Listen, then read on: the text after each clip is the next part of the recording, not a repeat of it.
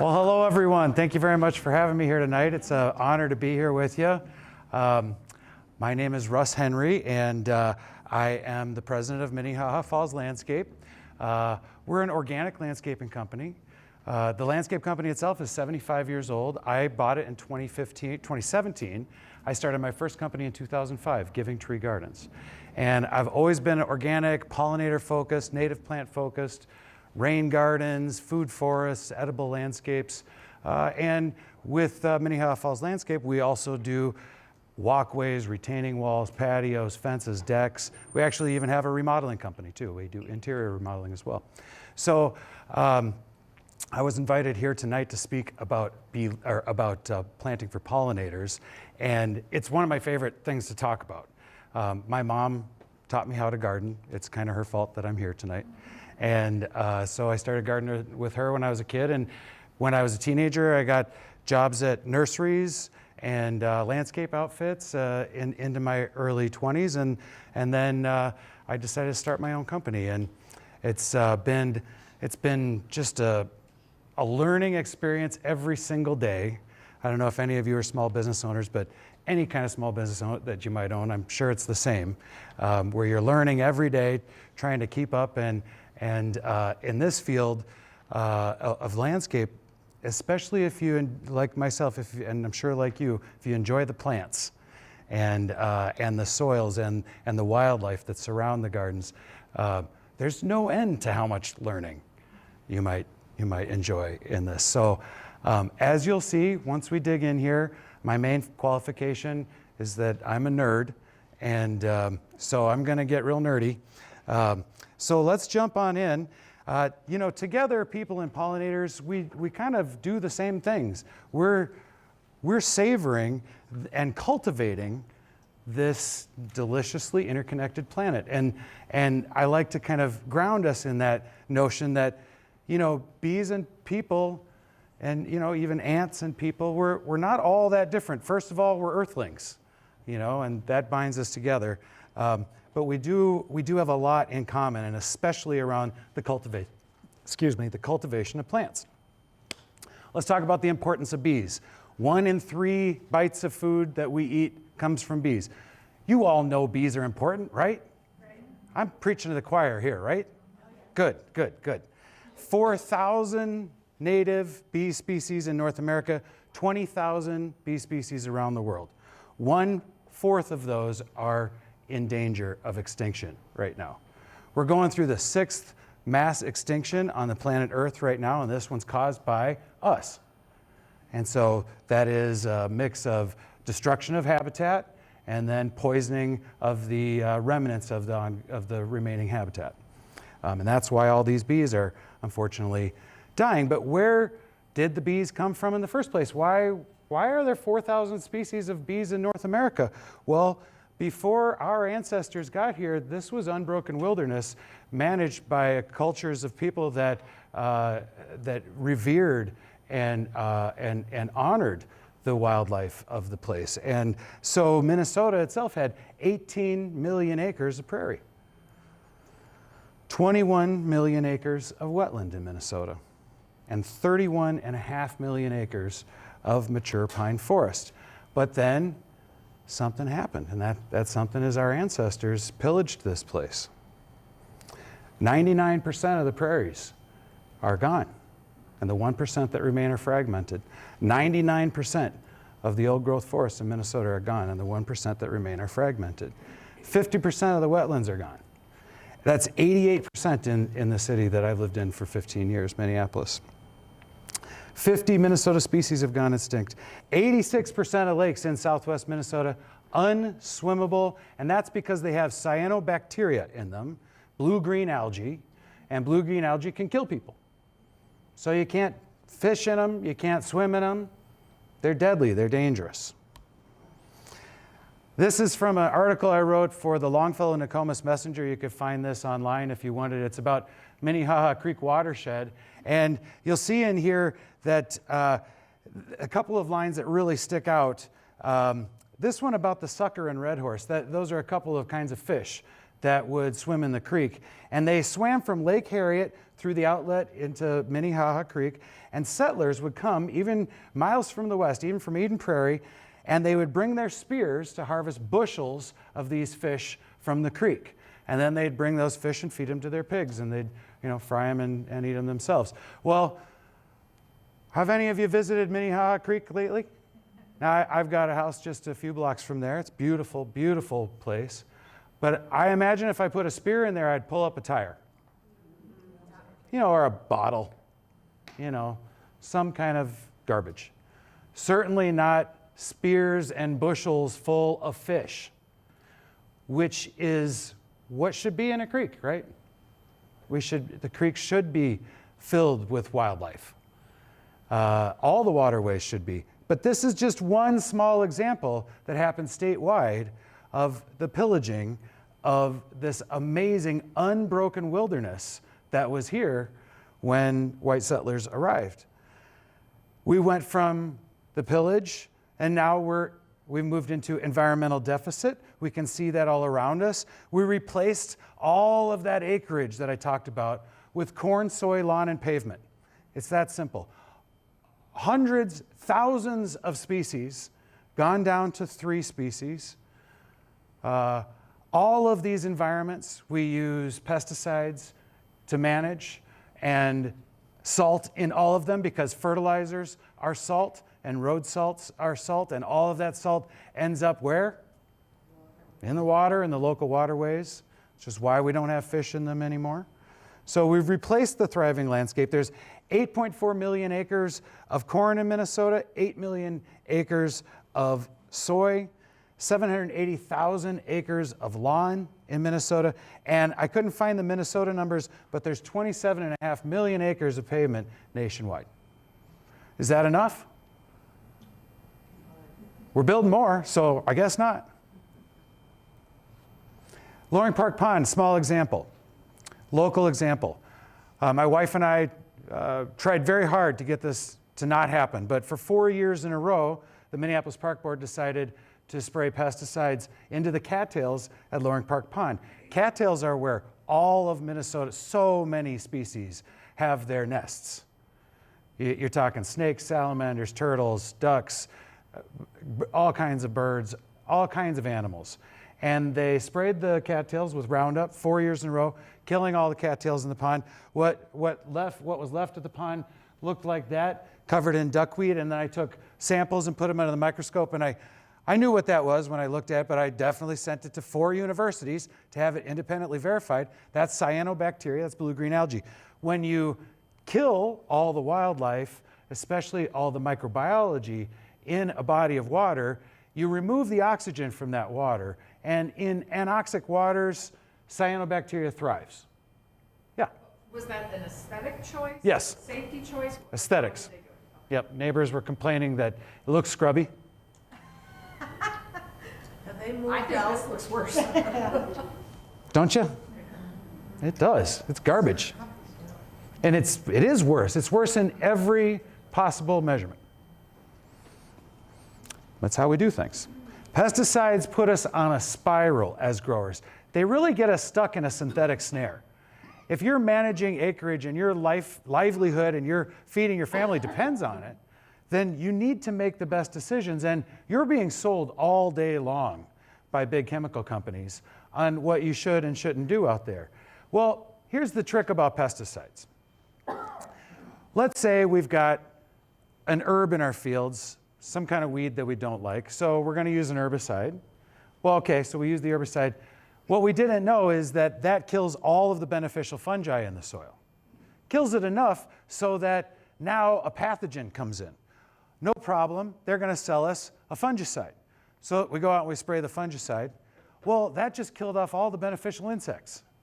So now we're going to get a big insect infestation. It's going to come in. Now we're going to need to get out an insecticide. Pretty soon, we're going to work on the beautiful family farm dressed in a respirator and a plastic suit. We're bringing home cancerous chemicals every day to our families. And all for whose profit? Yeah. The farmers aren't making off on this. every year the farmers make less money in America. Only the organic farmers are making more money year per year in America. And that should tell us something. And their yields are bigger every year, to a point, once they get their soil really going. But moving up from that damaged, depleted soil, all along the way, they're getting better yields until they kind of maximize their yields. And they're growing more corn per acre, more soy, more produce per acre than their neighbors using pesticides. This needs to tell us something. Pesticides cause massive soil issues. So too do synthetic fertilizers. So will tilling. So will the use of road salts. And so will heavy compaction. What happens when we use synthetics is that we kill off the soil microbiology that naturally is making the soil into a sponge. So then the soil collapses. And when it collapses, it creates a compaction layer. And then that compaction layer causes water to run off with nutrients into local waterways, bringing all that nutrient with it, bringing nutrition and warmth, feeding algae that then feed bacteria and take all of the oxygen out of the water, and all the fish die. Here is a scene we should all be familiar with, Hastings and Prescott, just down the street and just down the river. And we know that the color there of the water is an indicator. We see the wooded watershed coming from the St. Croix, clean water that I take my family swimming in every year. And then we see the muddy Mississippi. That's a very urbanized watershed as it's flowing around the Twin Cities, and it's coming through farmland before that. And so that's a result of our work. That's what we did. When we move from environmental deficit, we begin into system collapse, and that's definitely where we are. In 1960, there were 10 dead zones. What's a dead zone? Who knows what's a dead zone? Tell me. Somebody knows a dead zone. No fish. No fish. Dead zone in the water. No oxygen, no life, no fish, no fishermen, no sustenance, no health. Off-gassing of carbon into the atmosphere. Dead zones. There are now 415 dead zones throughout the world. There were 10 in 1960. Those dead zones are a direct result. This is the Gulf of Mexico. That's a direct result of that muddy Mississippi taking all that pollution. This one I have to keep on checking the number. 424 parts per million carbon in the atmosphere, carbon dioxide. We are in a runaway train phase of climate change. The train's just starting to run away. We're in big trouble. 1 million species worldwide on the verge of extinction, including our beautiful rusty patch bumblebee. So, what are we going to do? Because that's a bummer. We need to do something about it, because hope isn't going to get us anywhere. What gets us somewhere, gardeners? Our hands, our hard work. That's what gets us everywhere we need to go. So, here are the 7 steps that we've recognized that we see all around us in the landscape world, that if we put them together and we start thinking through it, this is ecosystem restoration. This is ecosystem succession in landscapable chunks, in conceivable bites, in ways that we can understand and achieve. Ecosystem succession is when we go from bare rock to peak ecosystem forest, and all along the way, different plants and animals develop, and actually the soil changes along the way as well.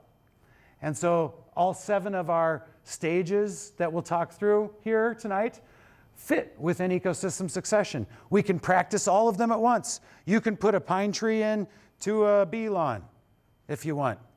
You can mix and match. But recognize that what we can do quickly, nature on its own, resting and working and building and growing, can take 10,000 years to do. We can change things for the worse really fast. We can change things for the better really fast too. Number one, if we're going to get better, we've got to go organic. Why go organic? We've talked about a few reasons. Chiefly among them, pesticides are just indiscriminate killers. When you see the big brown tongue sticking out from a dead bee, it's been poisoned by pesticides. This bee was poisoned by imidacloprid, which is a neonicotinoid systemic insecticide that is used all over the place. All over the place.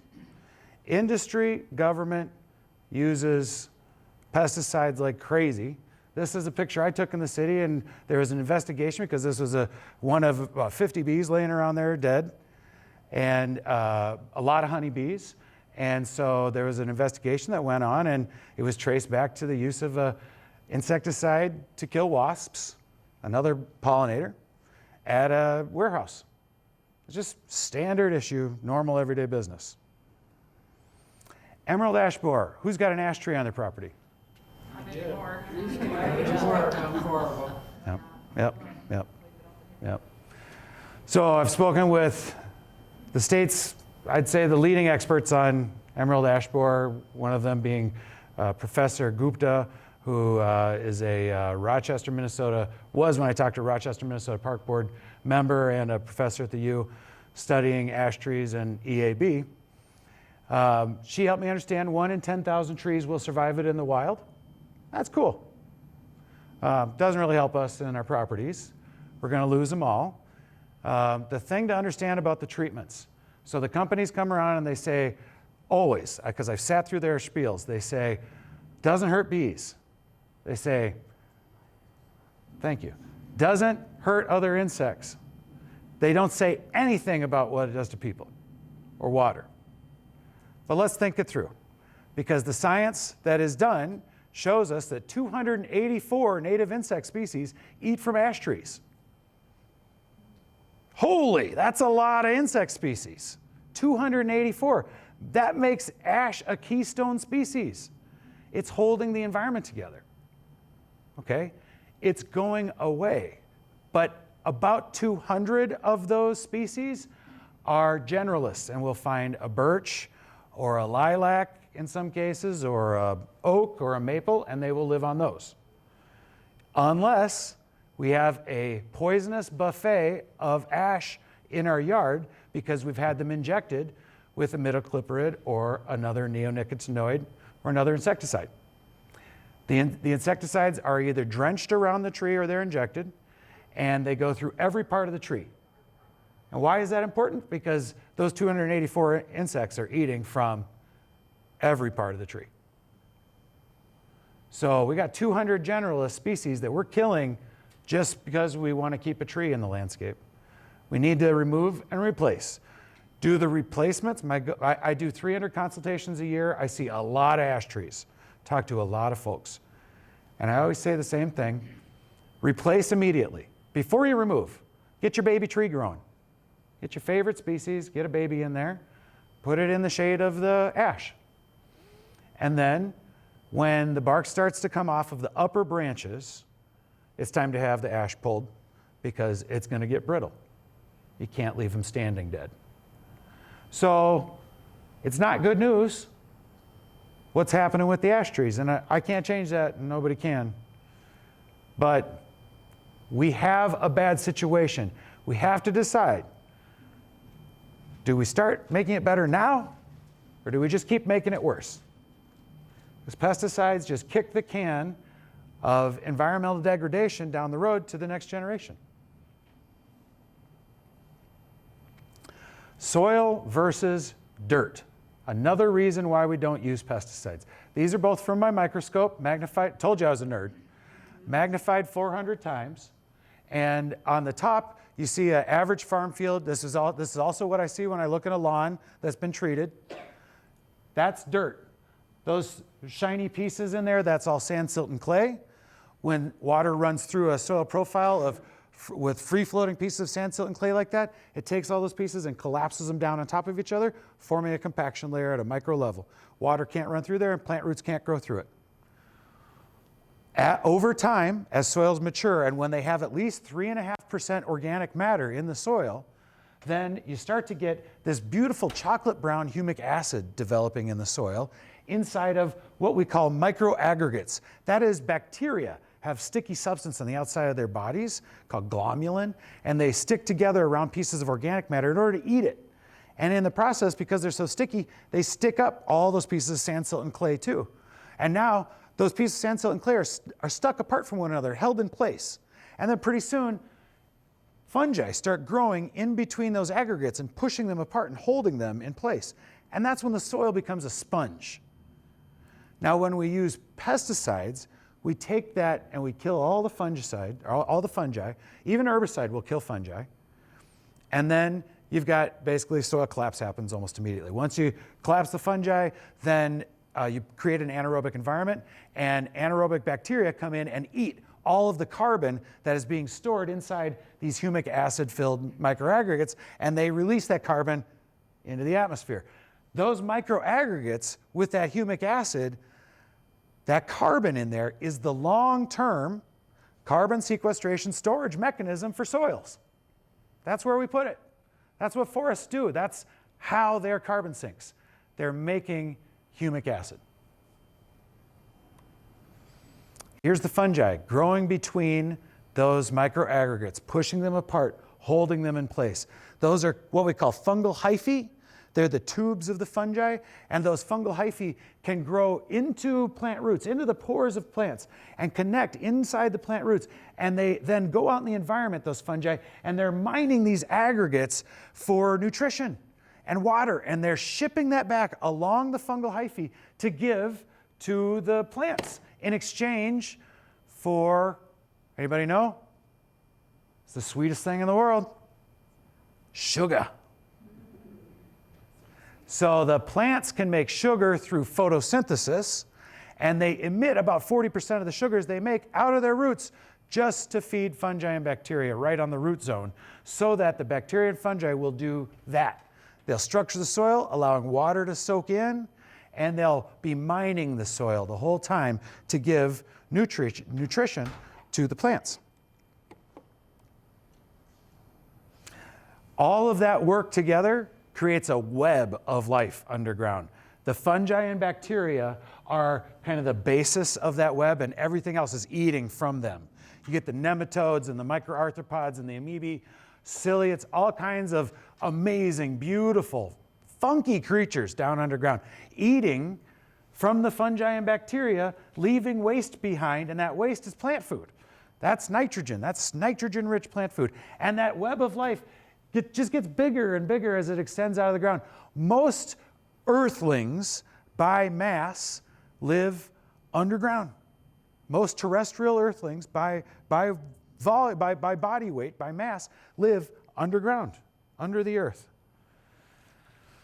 Why else should we go organic? Because pesticides limit ecosystem succession.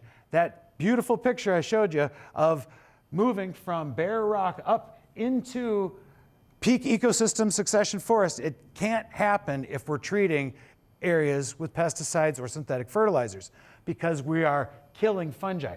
What I want you to recognize is there's kind of a gray and brown gradient in here. And so as we have succession above ground, we have a similar succession going on in natural areas below ground too, where in the very beginning of soil succession, you have no fungi in that soil. You have basically bare rock, sand, silt, and clay with a little bit of free-floating bacteria. And as you move along, the lichens and moss start to grow, and they add organic matter to the soil. And then some weeds start to form, plants that can live in a very poor soil environment. They have shallow roots, wide seed dispersal mechanisms, and they like a bacterially dominated soil. That's what a weed is. Turns out it's not just a plant in the wrong spot. It's also got a biological definition, and that's it. And so weeds start to grow. They too put organic matter in the soil, feeding more fungi, more bacteria, Then over time, you get the ability for deeper roots to grow. Different species can come in. Deeper roots, woodier plants can grow all throughout succession. And what's happening underground is you're gaining more of both bacteria and fungi. But around the middle of, around prairie succession, you start to, the ratio starts to flip and you start to have more fungi than bacteria, although they're still both gaining in mass, in body mass underground. They're still, you're getting more fungi and it's growing even greater level by the time you get down to peak ecosystem succession. So here I'm gonna get super nerdy, okay? Here we go. We're gonna talk micrograms per gram of soil. We all with me, all right? In the early stages, you might expect to find 10 micrograms per gram of soil of bacteria and 0 of fungi. In the middle, you might expect to find 300 micrograms per gram of soil of both fungi and bacteria. And in the end, you might expect to find 1,000 micrograms per gram of soil of fungi and 100 or between 100 and 500 micrograms per gram of soil of bacteria. So you can see that the ratio changes, and as plants grow, as the plants you choose are woodier and woodier, the more woody a plant is, the more fungi it needs to grow as a general rule of thumb. Okay? There are plants that disprove that all throughout, and there's weeds that grow in peak ecosystem succession forests. Why? Because the gopher goes through the forest and tears up the fungi and drives the soil in small spots way back, right? So that soil has to rest and grow for a long time. But it's maybe only when a giant, when people come through and wipe everything out, or a hurricane comes through, or a fire, that the whole system gets wiped back down to 0. And then you start over the whole thing with weeds all over again, right? Okay, so ecosystem succession. Why is this important? Because if you're trying to grow an oak tree, you need to have some fungus in your soil. And you need to help grow the fungi with the addition of organic matter. Organic matter, tell me what's organic matter. Give me some examples. What organic matter are you putting on your gardens? Wheat mulch. Awesome. Compost. Yep. Manure. Yep. All that. Yep. Absolutely. That is perfect. Leaves are free. They're excellent. Wood mulch is a good temporary ground cover. I like to have plants come in, ground covers, and fill in almost every garden that I'm growing. Adding organic matter will feed fungi. Here's those hyphae. When you're looking at the mycelium in the soil and you can see these white strands of the fungi, that's thousands of those hyphae that I showed you in the microscope picture, thousands of them bound up together to create those mycelium. 60% of the bees in Minnesota nest in the ground. Another reason we don't want to use pesticides is just indiscriminate killing of creatures that are supposed to be there in the ground, including the rusty patch bumblebee, which has a beautiful life cycle underground. Healthy garden soil, this is the growth of one season of garden soil, okay? So one season of growth in a healthy garden. We started this garden by removing the sod. We added 4 or 5 inches of 75% wood mulch, 25% cow manure. The cow manure feeds the bacteria, which come through and eat the cow manure really fast, but then they start to aggregate really quickly too, make bacterial aggregation so that the fungi can come in and eat the wood mulch and grow off those bacterial aggregates. It's a system that works together. 25% cow manure, 75% wood mulch. Kern Landscape Resources will make you a batch of that and they'll deliver it. They call it the Russ Henry mix. And you never know when you're a young man starting out in life that one day there's going to be a pile of shit named after you. But hey, you take what you can get. So this is one season of growth. This is 3 months of growth in a pollinator garden. We like to start with nice, robust 6-inch perennials. And after we put that 4 or 5 inches of manure and wood mulch mix, we turn the soil one time with shovels, never turn it again, but we have to incorporate the organic matter below the compaction layer that is present in every one of our lawns. Once you get that going, you're going to have, if you have at least 3.5% organic matter, which you're going to guarantee yourself to have by putting 4 to 5 inches of this blend down. Once you have that, almost every native prairie plant that you're going to try to grow is going to grow like gangbusters. Same with your veggies. You're going to get enough bacteria and fungi to cycle nutrition. Here's showing you that process, how we turn the soil there. And you can see what it kind of looks like. It's almost like it's been plowed, but this is a one-till garden method and not really applicable to farming scale growing, but perfect for gardeners. If you were going to do this on a farming scale, then you would have to use a plow to turn the organic matter into the ground. Or you'd have to probably start with liquid compost inoculants, because spreading compost over acreage is expensive. Bee lawns. Okay, so we've gone organic. Let's bring the bees in. Who has a bee lawn? I have a bee lawn. Well, I bet some of you have bee lawns and don't even know it. By default, yeah, okay. So there's 3 kind of seed mixes out there, and they're basically clover and yarrow, and then a blend of those 2. They all have, let me just start by saying Dutch white clover is one of the strongest plants, one of the strongest weeds that you can invite into your gardens. It will add nitrogen to the ground as it grows because it works with a specific soil bacteria to pull nitrogen out of the air. You'll know if it's actually adding nitrogen to the ground because you can dig up some of those roots. And if it has nodules on them, cut open a little nodule. The blood red inside there is a chemical that the bacteria grabbing the nitrogen is creating with that nitrogen. And it's almost the exact same as hemoglobin, and that's why it's blood red. And so you can tell if you're creating red juice down in your nodules, then you're adding nitrogen to the ground. And what's the #1 nutrient that all your garden plants need? Nitrogen. So you want to add some Dutch white clover because it's going to help you out. It's going to help you fertilize. Plus, it's completely drought resistant, walkable, and mowable. All these plants are walkable and mowable and drought resistant, except for one. Creeping thyme, excellent plant for the bee lawns, shows up in the sunny hot spots along the driveway and sidewalks. Self-heal. Who grows self-heal? It's such a cutie. I love self-heal. It's a member of the mint family. You need to have little purple flowers in your lawn. It's beautiful. It's so adorable. Grows about 5 inches before, it needs to grow 5 inches before it blooms. But it will grow up to about 10, 12 inches. If you're walking on the lawn, it stays a little shorter. Fescue grass, all of the bee lawn mixes are based on fescue grass. They all have that as the majority, unless you get the pure pure flower mix. They almost all have fescue grass as the majority plant in the mix. However, if they have clover in the mix too, that's what you're going to see more of than the fescue because it's canopy, especially if you perform a rapid transition. As I'll describe, its canopy comes up over the fescue. Yarrow, who already has yarrow growing out in the lawn? Yeah, it's awesome. Feeds lots of bees, butterflies, ants, beetles, all kinds of pollinators love yarrow. It's a really good plant. Super drought resistant, walkable, mowable. Blue-eyed grass is in the mixes. It's the weakest one in the mix. Only likes to grow in very wet areas, not drought resistant. You won't see a lot of it. It's a miniature iris. Then there's the freebies that come on their own.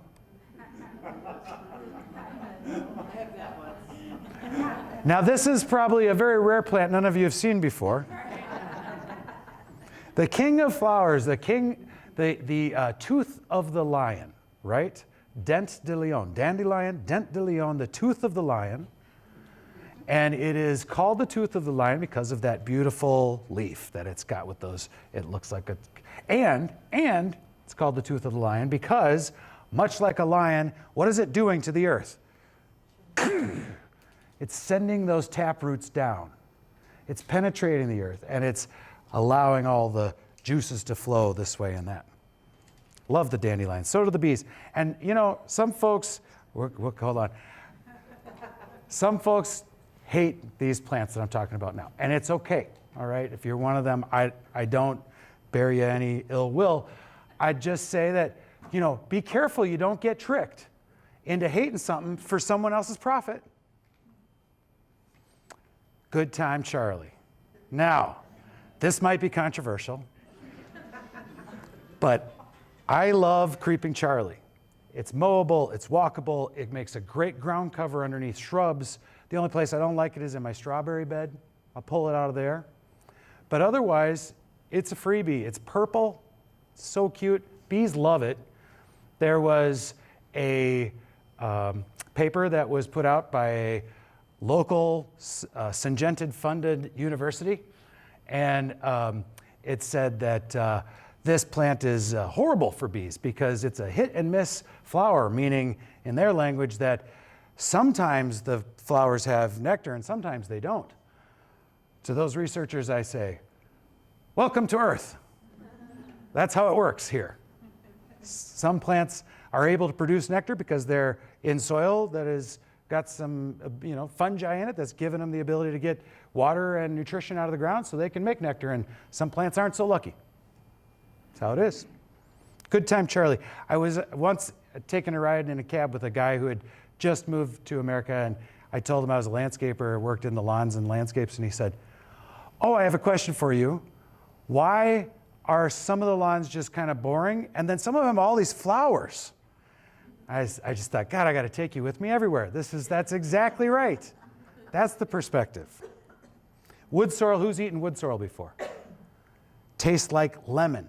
Super kind of sour, lemony flavor. Oxalic acid, don't eat tons of it, but it's good. It's not going to kill you if you eat a little. It's not even bad for you. Good for you, in fact, as a garnish on a salad. So yummy.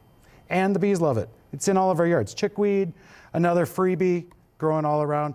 Scilla, I put this in the weeds category. We're probably not planting scilla anymore unless we're kind of, not too concerned about invasive species because it's, starting to, naturalists are starting to say bad things about it. Now, I haven't seen it move into the woodlands. I haven't seen it move into prairies. I'm not too worried about it. I'm not planting it though, but if somebody has it as a legacy in their lawn, don't go spraying it or killing it or ripping it up. It's so pretty and it's feeding bees. You can maximize your bee lawn. Wild strawberries tucked off into the side here and there. Prairie pussy toes. Oh, they're so adorable. I love prairie pussy toes. They hug the ground that tight, their foliage, and then their little flower stems come up. Violets, we've all got violets. They're feeding bees, they're feeding butterflies. There's the transition. So we can transition in a rapid way where we cut out the sod with the sod cutter. The guys like to use a machine, not the kicker anymore. Then we aerate, seed, compost, seed again, blanket with a biodegradable, no plastic, no net blanket, because those nets catch birds and they kill them, right? And then water, water, water. That's how we do a rapid transition. You could turn your lawn immediately, kind of in a 3-month period, into a no mow, no water, no fertilize, no weed lawn forever. It's kind of a fun deal. Moderate transition. Say you don't want to go in for the bucks it takes to transition rapidly or the work it takes. Well, aerate and overseed 3 times per year for 3 years. And you will transition your space to a bee lawn. Use that bee lawn seed mix. We get our bee lawn seed mix from Twin City Seed. I think they're the best. They've got the researcher on staff who did the work at the U to show that there's 55 species of native bees in Minneapolis that eat from white clover. And when you add in the thyme and the self-heal, you get another 10 species of bees joining the party. No Mow May was started in England. England is much further north than Minneapolis. Their May is kind of like our April. By May, what's blooming here? Like everything. The bees don't need dandelions. They don't need dandelions in May. They're still not bad, but we've got all our fruit trees in bloom in May. So no mow April is when we're going to save the day by not mowing. If you're wanting to practice no mow ever, you're not going to get any grief from me about that, but maybe your city's going to give you some grief. So if you want to do that, just mow the edge. Mow a 5-foot wide swath at the front and avoid all the harassment and the tickets and the county coming around. Bee lawn can also be used as a living mulch. Like I talked about the creeping Charlie growing up underneath the plants, you can use bee lawn. This is actually Leah's house with her bee lawn out in front. She's one of our employees, and she's got a beautiful big old bee lawn and a pollinator garden out in the front of her house. And we use the bee lawn as a mulch, a living ground cover underneath all of the native perennials. A few more examples of using the bee lawn as a living mulch. That was 1 year after transition. Veggie gardens, the next phase of succession. Eat your weeds. Also, you know, you've got your families, of course, we're familiar with. We've all got something probably in our veggie garden. If you got a veggie bed, it's going to be represented in one of these families. But then, you know, there's all kinds of fun stuff that we can start eating too. I learned recently the hostas are edible and that they're best when wrapped in bacon. So there's like everything else. I like ORAC a lot. That's a self-seeding annual that tastes like spinach. That's that red one. It's really pretty. And self-seeds, comes back on its own. Super nutritious, great salads. You know, lots of fun you can have out there. And then the weeds too, you know, nettle, both the wood nettle and the stinging nettle, wild lettuce, lamb's quarters, pig's weed, mustard. You know, hey, are they a pain in the butt? Pull them out and eat them. Show them who's boss. Edible native plants. Sam Thayer is an author, has an excellent book called Forager's Harvest. Totally recommend it. He'll tell you how to go out there and harvest all kinds of stuff. These are the easy ones. They're not going to kill you, you know. You could eat any part of the plant as much as you want. And then there's the challenging ones. Don't eat these unless you bought the book or had some other training. But there's a lot of edible features of plants at different times of year, and really we could live around with, you know, just what's around us. We could, you know, we could close all the Pizza Huts if we wanted. Pollinator pocket gardens. Okay, all right, here we go. All right, we're gonna go through some plants. I'm gonna get real nerdy here. I love plants. We're gonna go rapid fire. If your pencils are sharp, you're gonna be ready, okay? So first thing to know is that pollinator gardens should be messy. They should have some leaf mulch, some sticks, some wood, some dead plant stalks, a log or two, some stuff sitting around. The bees go up and they chew off all that dead plant material and they make nests and hives. So same with the wasps. There's solitary bees that go and chew into the plant stalks, the dead plant stalks, and they live in those, like little bee hotels. And they go around, and you'll know if they're in your yard because they go around to baby ash or baby maples, and they cut little half moon or full moon circle shapes out of the leaves, and they fly those back to their nests, and they use them as their door flaps. It's adorable. Let's let it be a little bit messy out there. Don't introduce the poisons. Introduce variety and diversity. Get something blooming at all different times of year. Different heights, different colors. Have fun. Go native. Let's talk perennials. Okay. Mega monarch magnets. You've got these, right? The #1 favorite nectar source of monarch butterflies is meadow blazing star. You will have monarchs lined up around the block if you have meadow blazing star. Of course, you got to have your milkweeds and your Joe Pye weed. Milkweeds, Asclepias tuberosa in the sun. That's the orange butterfly weed. In the shade, you're going to use exaltata. That's poke milkweed. Very hard to grow. Only found it for sale ever at Landscape Alternatives. And then Syriaca, the common, and Incarnata, the swamp milkweed. All of these are super important. Swamp milkweed works great in your rain garden. Actually also works just fine in a regular garden. And I see more caterpillars on the swamp milkweed than anything else. Maybe other people have different experiences. I'd love to hear it. Meadow blazing star, if they're in bloom and we bring them to a site to plant, before we get them in the ground, that's when the butterflies show up. It's nuts. They can see them from miles away. Joe Pye weed, sweet Joe Pye weed, tall Joe Pye weed, all the Joe Pye weeds, excellent at bringing around the monarch butterflies. Ironweed will bring monarch butterflies around. Cup plant, very strong plant, strong spreader. Got to have some room for that one. Perennial sunflowers, another strong spreader. Asters, lots of different kinds. In the sun, I really love the New England asters. Very tall, beautiful plant. Spotted bee balm. That'll bring a lot of bees around. A lot of bees to the spotted bee balm. Calamintha. Same thing. Go nuts for the calamintha. Anise hyssop. Standard bee balm. Lots of different kinds of goldenrod. Can't underestimate those goldenrod. Culver's root. Thistles. Even the weedy thistles, butterflies love them. So the native thistles are awesome to plant. The Flodman thistle. Purple coneflower. The Echinacea purpurea is native to Missouri. Echinacea pallida is native to Minnesota. That's the pale purple coneflower. Lobelia, red and blue, gotta have them. Also for the hummingbirds. Obedient plant, never obeyed me, but I love it. Good plant. Clematis virginsbauer, best vine out there. Super prolific vine, sun or shade, blooms like crazy. Pollinators love it. Beautiful vine. Purple prairie clover, sweet, cute little plant. Mountain mint, strong, any mint gonna bring around a lot of bees. Prairie phlox, blue vervain. You guys are checking off the list, right? You have most of these, right?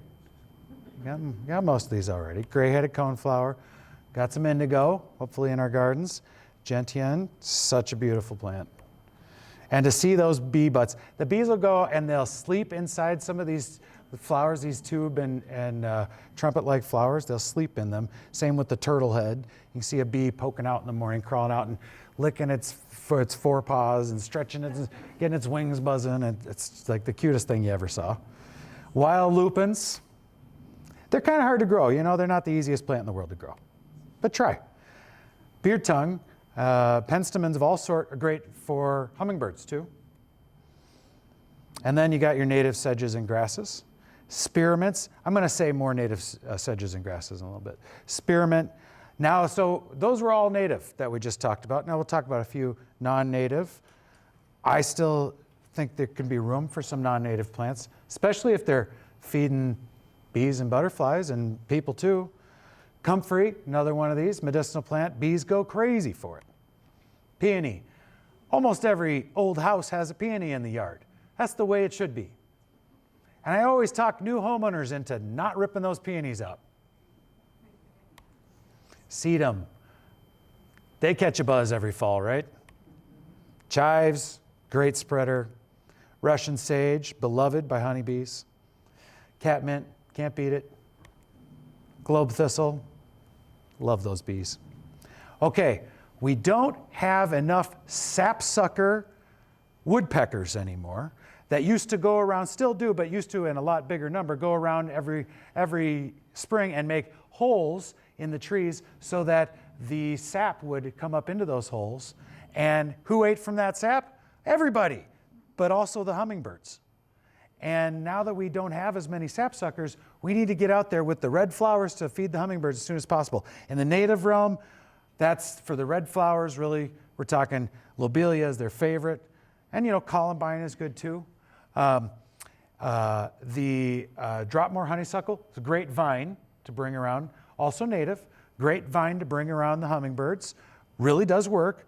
And then this salvia, this is the tropical salvia that you'll see at garden stores. Buy seeds, organic tropical salvia seeds, plant those up right about now. That way you can get them out early and they have some red flowers before anything else is blooming to help the hummingbirds get through that early part of the season when they would otherwise be relying on those sapsucker tree holes. A few annuals to mention. I love self-seeding annuals. I'm a big fan of building in a weeds that can move around that we like. So partridge pea, one of my absolute favorite plants. The bees go nuts for it. It's a self-seeder, gets only maybe 18 inches tall max. One of my favorite boulevards I ever saw, hot sunny boulevard, just filled with so much partridge pea that you could, as you're approaching, you could hear this amazing.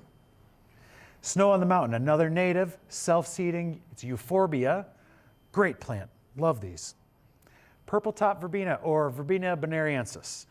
Also, bees and butterflies love it. You can buy organic seeds online and just kind of throw them about. The same with that partridge pea. Throw them out right now. They need at least 20 days of being out in the cold before the seeds sprout. So get them on the ground. They kind of scarify on the ground, and then they will pop just anywhere you put them in the sun. Tithonia, the monarchs go crazy for Mexican sunflower. It's a really good plant. And zinnias. Who doesn't love a zinnia? I love zinnias. The butterflies and bees sure love zinnias. Now, shady gardens. I do all these consults every year, and people are constantly telling me, I got shade, so we can't really do anything. We'll just have to mulch it or put rock down. Well, I got such great surprises for them every time. So, woodland sunflower, super strong, also a mega monarch magnet. Definitely brings the monarchs around. Touch-me-nots, the native impatient. So cute. There's a couple different kinds. There's the yellow and the spotted, and the bees will sleep in this flower as well. So adorable to watch the bees crawl out of these things. And they spread like crazy. Again, self-seeding annual. This one's not a perennial. Self-seeding annual. It will seed like crazy. It will go all over the place. So if you're not ready for that, don't put it there. But in a spot where you need something to take over for you to help keep the weeds down, this is your friend in the shade. Asters. Visiting the asters again, because calico aster, blue aster, heartleaf aster, shade plants. They can grow in the sun too, but they're kind of that edge, meadow edge, woodland edge plant. And they'll grow in quite a bit of shade. And asters are so great for the bees.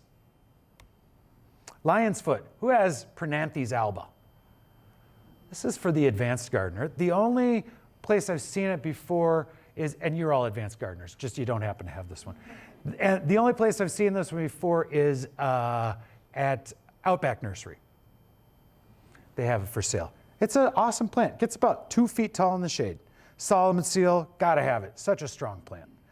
Hairy wood mint, shade-loving mint plant, native plant.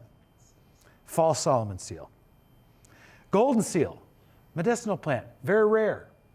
Found it for sale at Outback this year. I believe it was Outback.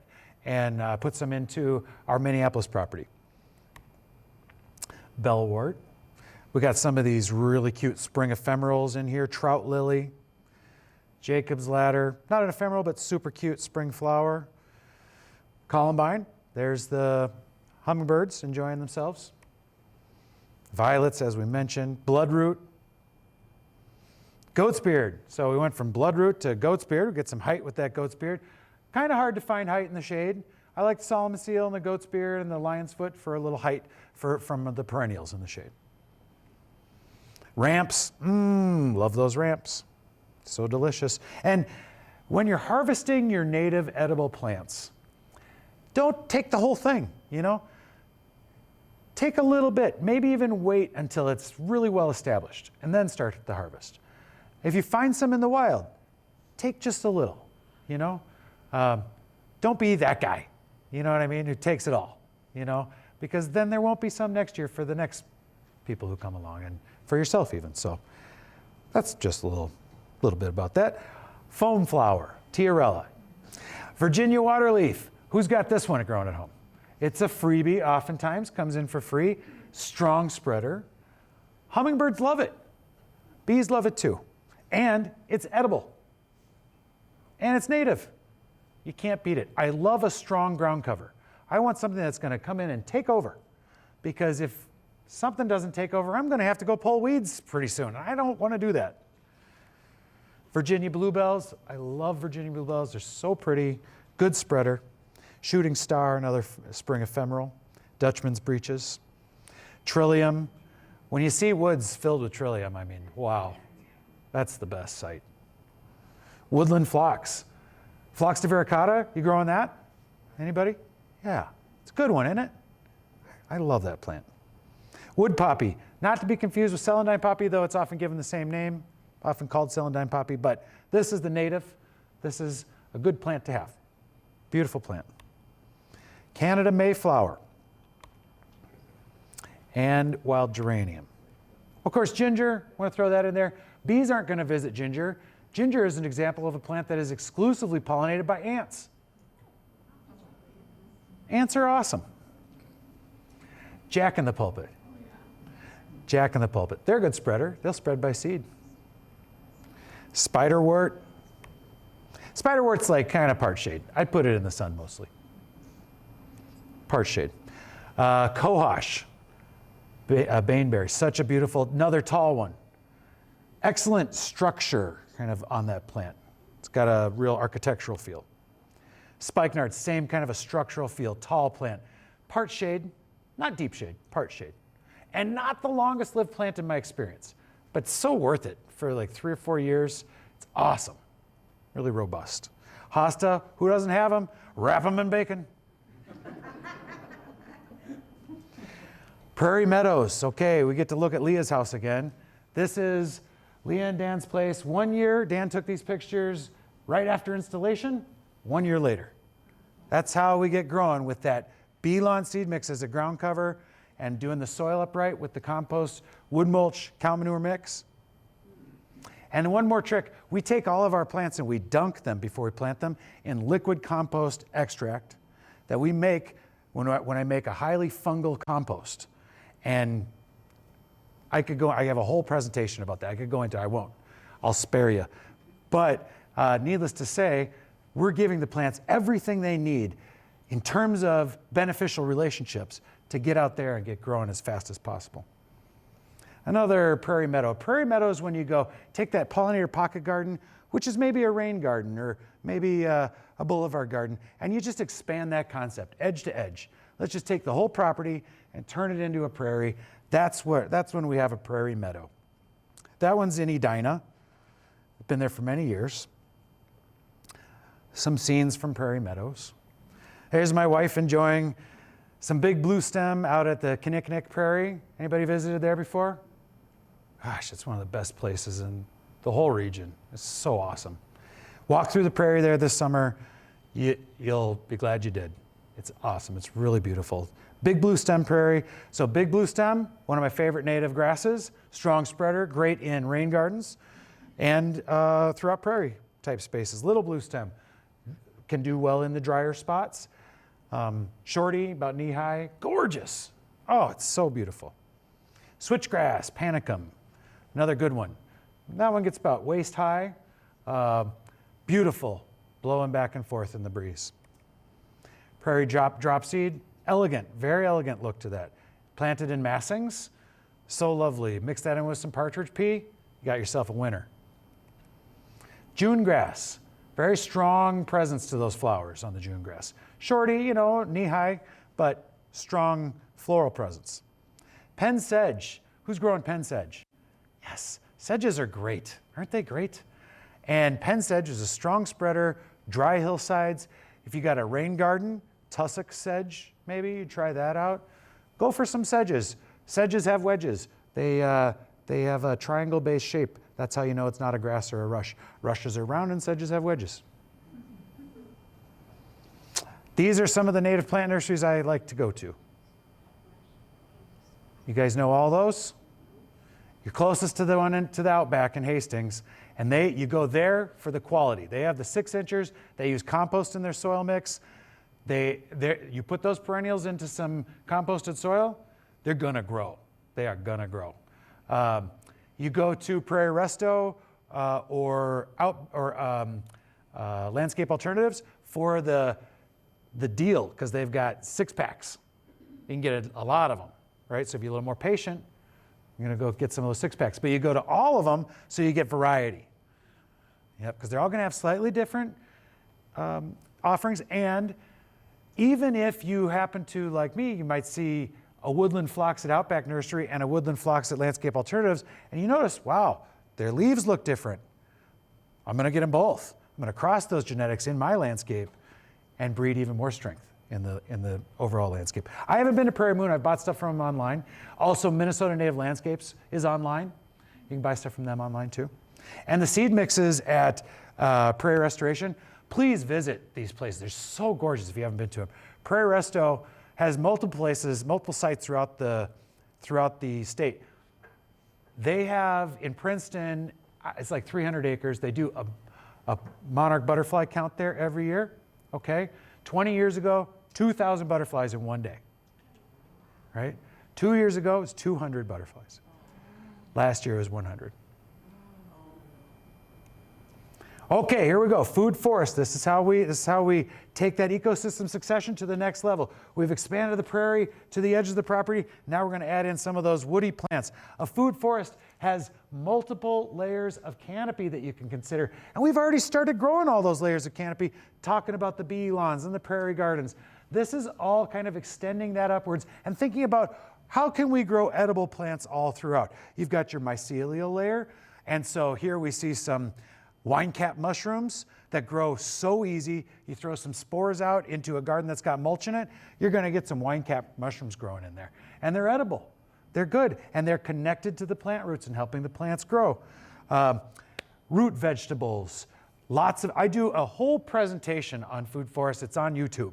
You can watch it up there. I did it for the State Horticultural Society, but I'll just briefly mention lots of different roots that you can put into there. Ground covers, we talked about this one earlier. This is Virginia waterleaf, edible native ground cover, feeds bees and people. Daylilies, part of the onion family, edible plant. Vines, we want to have some kind of vine. Not a lot of food-producing vines in Minnesota. You got your American hognut and grapes and Katniss, Hopnis. Katniss is a water plant. Hopnis. These are some vines that produce food in Minnesota. But maybe you're just wanting to feed the bees, so you're going to go for that Clematis virginsbauer and get that in. It's not like a regular clematis. You know, those clematis that you get at the garden store, they're going to take forever to grow, but they're going to make one really big flower every year. These, the virginsbauer, going to grow like gangbusters, and they're going to make lots of little bitty flowers. You've got shrubs to consider in your food forest. Canopy layers, understory, that's your short trees. The shrub we're highlighting here is Nanking cherry, 6-foot tall shrub, produces white flowers every spring. Understory shrubs and trees could include serviceberry, nannyberry, hazelnut, lots of options there. Serviceberry, you gotta have a serviceberry in the yard. They're so yummy, they're so good every June.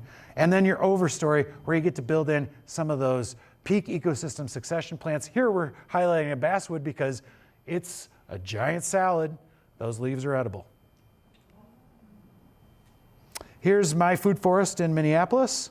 Some honeyberries, some Nanking cherries, looking down on the patio from the second floor. You can see I just go edge to edge.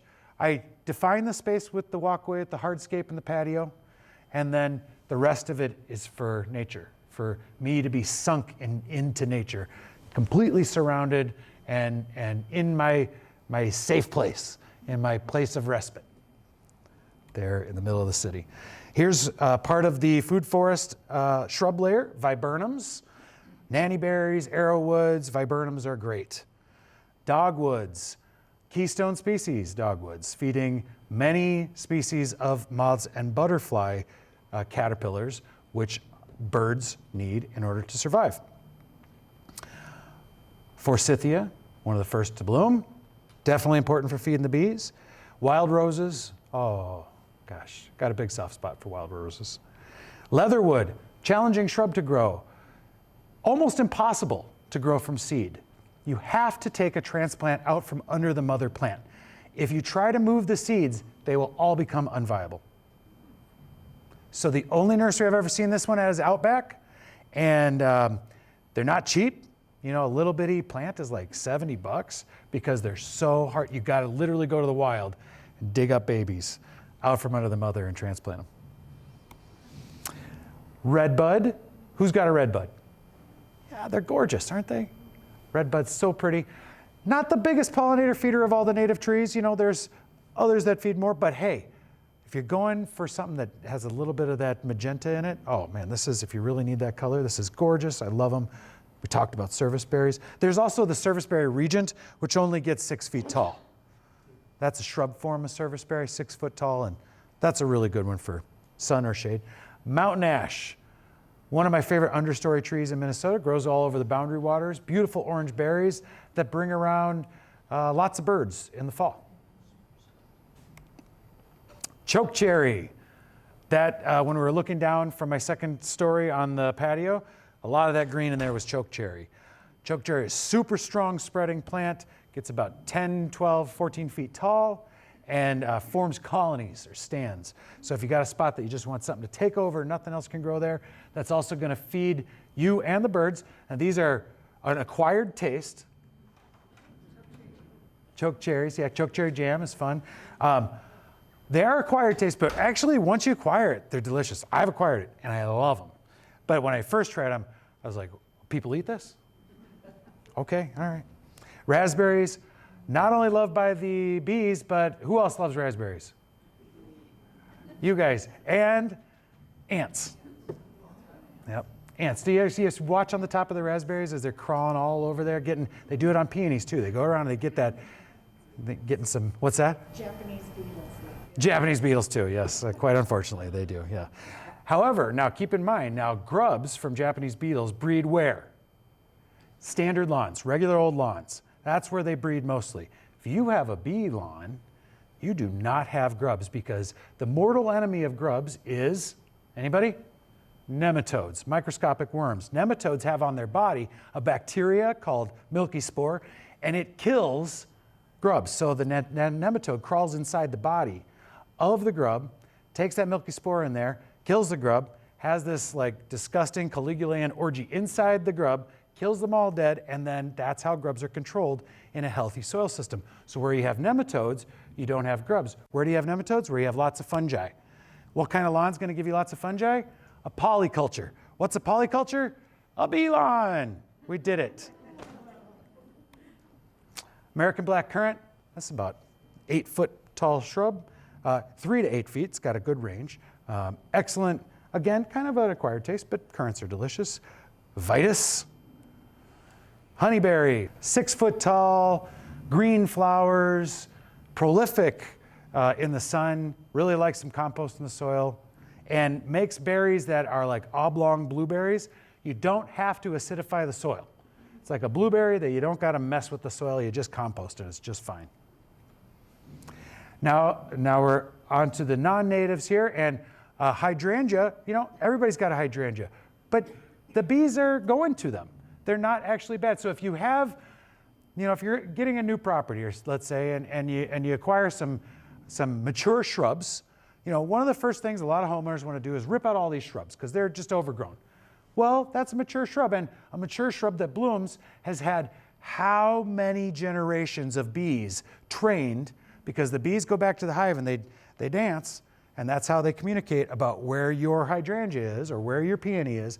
And they send, so those peonies that are by my 100-year-old house in Minneapolis have been feeding bees from the same colonies for 100 years. Wow, that's cool. Ripping that out of the ground is maybe, you know, not a good idea. Lilacs, same deal. And there's swallowtail butterflies that require lilacs, or, you know, they can go to some other plants, but they will go to lilacs as their preferred plant to have their caterpillars on. Spirea, same deal. Look at the pollen sacs on that guy. Whoa, he's been busy. Mulberry, red mulberry is the native. We're all going to have a lot of different kinds of mulberries showing up, including hybrids of native and non-native. You know, pick and choose, keep some. They're not bad. Harvest them, put a tarp down, shake the tree. Fruit trees, apples, cherries, plums, peaches, apricots, not quite hardy. Pears are going to get the tallest, plums will be nice and short, cherries kind of pretty short if you get, you know, depending on what variety you get. Apples, you know, even a dwarf apple, going to need some pruning to keep a dwarf, right? Somebody was asking about pruning fruit trees earlier. What time of year do we prune fruit trees? Winter. Yep.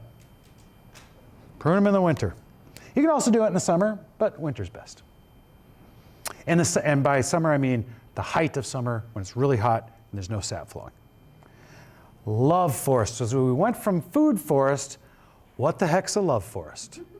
Okay, well, a love forest is where we have peak ecosystem succession plantings added in to the edges of our landscapes that we're managing, of our properties. So that might, in Minnesota, be white pines and red pines and oaks. In the peak ecosystem succession, here again is the Kinney Forest, place I love to visit. And these are images all from there, except for the bird, that's from the backyard. You see here surrounding all of these creatures is one little creature there on my thumb. a caterpillar, and caterpillars are extraordinarily important. Caterpillars and grasshoppers. In the early part of the season, caterpillars, being more efficient at converting plant material to fat than anything else of its size in the environment, caterpillars are vital vital animal food. And so your little chickadee here, smallest of our songbirds around here, and every early summer, mom and dad chickadee are raising 2 or 3 babies for 3 or 4 weeks in the nest. Each baby needs mom and dad to bring back how many caterpillars? 3,000 per baby. 3 babies. Oh,